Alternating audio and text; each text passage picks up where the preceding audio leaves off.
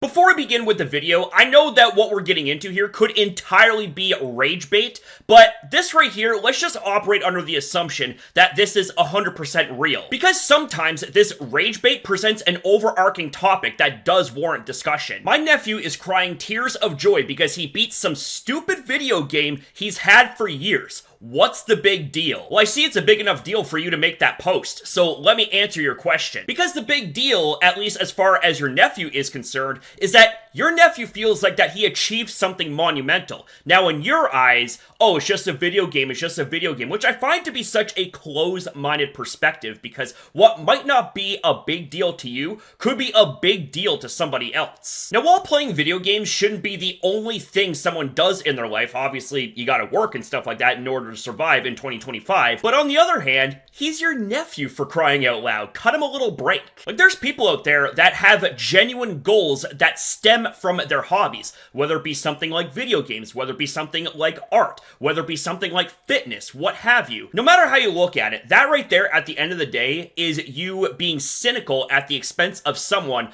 trying to celebrate an accomplishment of theirs. So if you happen to achieve a goal that means a lot to you, it should be celebrated. And to the original poster, let me ask you this. If you ended up having an accomplishment that you are so gung-ho over, you are so proud of, how would you feel if someone decided to minimize it to the point of like, oh, what's the big deal? I'm sure you would be slightly creased by that. What might not mean anything to you could be the complete opposite to somebody else. So just think about that before you open your mouth to say something. Because someday those hobbies could very well turn into very good career paths. And that in itself is a very huge accomplishment that should be universally celebrated.